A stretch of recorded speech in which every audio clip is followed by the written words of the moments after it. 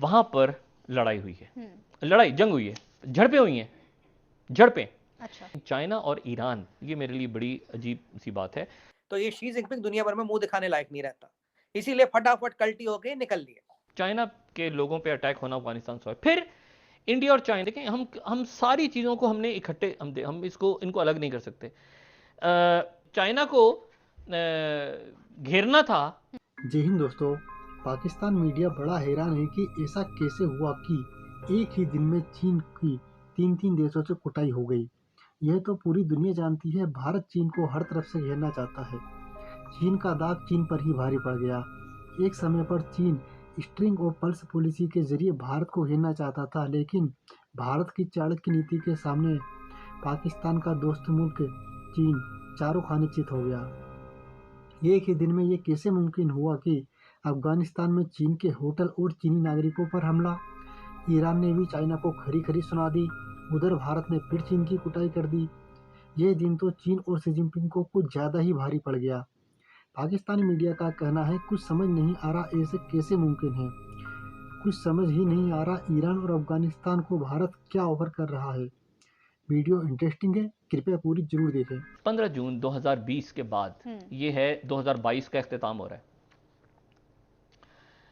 इस दौरान तल्खियां रहीं चाइना की और भारत की मुख्तलिफ इलाकों में। अब जनाब क्या हुआ है कि वहां पर लड़ाई हुई है, जंग हुई है, झड़पें हुई हैं, झड़पें। अच्छा। तो ये अरुणाचल प्रदेश, जिसको वो कहते हैं कि ये हमारा हिस्सा है जी, हमारी टेरिटरी, चाइना ये कहता है। यहां पर लड़ाई हुई है और यहां पर उस लड़ाई में लातादाद लोग जख्मी हुए हैं। अच्छा। ये बड़ी अजीब और बड़ी अफसोसनाक बात है कि ये फिर मौसम सरमा के अंदर बहुत, ये तो देखिए सर्दियों में, वो उस वक्त तो सर्दियां नहीं थी, बर्फ पिघल, सर्दियों के मौसम में फिर, और बिल्कुल मुख्तलिफ जगह पे, यानी एक लद्दाख एंगेज है यहाँ पर, और अब ये दूसरा जो बिल्कुल अरुणाचल प्रदेश पे दूसरा वाकया जो इससे भी ज्यादा मेरा ख्याल है, इस इक्वली खतरनाक बात है। पाकिस्तान के एक तरफ जो है वो हमारे दो पड़ोसी ममालिक, हमारे मगरबी सरहद पे प्रॉपरली, आज जो मैंने कल बात की थी, और मैं इसको अभी तक इसके ऊपर मज़ीद कोई कमेंट्स करने से गुरेज कर रहा हूँ, मैं समझ भी नहीं पा रहा। तो तेहरान टाइम्स ने आज ये बात की है, जो हमारी 16वीं स्लाइड है, कि ईरान समन्स, अब ये जो है ना, ये ज़रा संजीदा बात हो गई है। ईरान ने चाइनीज़ एम्बेसडर को बुलाया है जॉइंट स्टेटमेंट पे, पर्शियन ये गल्फ कॉरपोरेशन, ठीक है।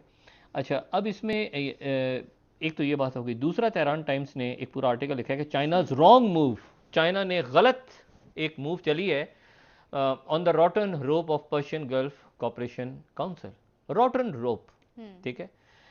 तो चाइना के ऊपर मैंने कम से कम हालिया चंद सालों में या दिहाइयों में, मेरा नहीं ख्याल कि मैंने कभी भी ईरान की तरफ से चाइना के अगेंस्ट इतना सख्त मौक़िफ़ देखा हो, ठीक है। और वो बयान सिर्फ किया कि वो वहाँ पर उन्होंने स्टेटमेंट ये दिया, चाइना की तरफ से डाउन प्ले किया गया इस बात को। चाइना ने नहीं किया ईरान के ऊपर, क्योंकि 25 साल का उनका मामला है चाइना के साथ, और जाहिर है कि वो इसको बहुत ऑब्ज़र्व कर रहे होंगे, और हम उम्मीद करते हैं कि दोनों ममालिक के दरमियान ये मामला मज़ीद तलखियों की तरफ नहीं जाएगा। लेकिन चाइना और ईरान, ये मेरे लिए बड़ी अजीब सी बात है। अच्छा, तो अब ये एक तरफ ये मामला हो रहा है, दूसरी तरफ अफगानिस्तान से यहाँ पर ये दिन भी आना था 12, तो लेकिन उससे ज़्यादा एक तो वो वाक़या पेश आया, उससे ज़्यादा संगीन वाक़या चाइनीज़ नेशनल्स जहाँ ठहरे हुए हैं, और राइटर्स को कोट करते हैं, हम राइटर्स को कोट कर देते हैं, जो हमारी 9th स्लाइड है, कि चाइनीज़ नेशनल्स पे अटैक हुआ है, ठीक है ना। यहाँ पे ये लोगैन होटल जो है, ये चाइनीज़ नेशनल्स का इलाका है, और चाइनीज़ के ऊपर अटैक होना, तालिबान और ये सारे वहाँ पहुँचे, लड़ाई हुई, चाइना के लोगों पे अटैक होना अफगानिस्तान से, फिर इंडिया और चाइना का महाज खुल गया, और ये सख्त महाज खुला है क्योंकि उस तरफ खुला है वहाँ, ये तो एक तो यहाँ ऑलरेडी मौजूद है ना। लेकिन हम सारी चीज़ों को हमने इकट्ठे हम इनको अलग नहीं कर सकते। तो अब उसमें यह है कि वो इस तरफ आने का मतलब ये हुआ कि एक तरह से वो पहले तो इनसर्कल कर लिया ना उसने, जो चाइना को घेरना था। सुमित भाई, ये क्या मसले चल रहे हैं? मैं सुना है कि वो अरुणाचल प्रदेश में जो तवांग सेक्टर है, वहाँ पे कोई दोबारा जो है वो कोई कह रहा है स्टोन पेल्टिंग हुई है, कोई कह रहा है गुत्थम गुत्थी हुई है। आपका क्या पर्सपेक्टिव है? इन्हें लगता था, चीनियों को लगता था भारत ना, जो लास्ट टाइम आपने बात की थी कि यार आप बात नहीं करें। मैं कहा बात का इंतजाम कौन कर रहा है चीमा साहब? Our gunpowder is dry. हम बात की गोलियां खा के नहीं बैठे, बात की सुपारी नहीं चबा रहे, बात का चूरन नहीं चबा रहे, बात करनी हुई करेंगे, हमारी तैयारी पूरी है। चाइना को लगा माइनस सब जीरो टेम्परेचर है, बिल्कुल टाइम नहीं है लड़ाई करने का, ना वो कोई लड़ाई करेगा, ना कोई लड़ाई जीत सकता है उस ऑल्टीट्यूड पे, टेम्परेचर पे। It's not humanly possible. देखते हैं भारत की तैयारी कितनी, देखते हैं भारतीय तैयार है नहीं है। चीमा साहब गलवान वाली इन्होंने फिर हरकत की थी। ये हमारी तैयारी देखने आए थे, अगर हम गलवान टाइप एक इंसिडेंट करें, क्या भारत की तैयारी कितनी है, नहीं है, कितने लोग हैं, रेस्पॉन्सिवनेस क्या है, ये है। जब इनको मुंह की खानी पड़ी, जब इनके लोग जख्मी हो गए थे, फटाफट भाग गए, डर के भाग गए। क्यों?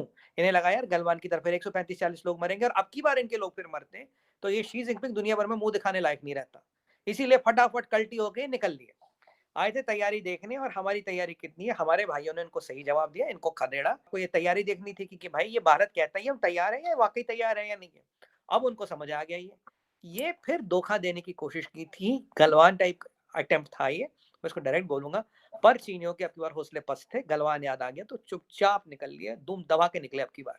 ये कहानी है चीमा साहब। वीडियो को अंत तक देखने के लिए धन्यवाद। वीडियो को लाइक एंड चैनल को सब्सक्राइब करें।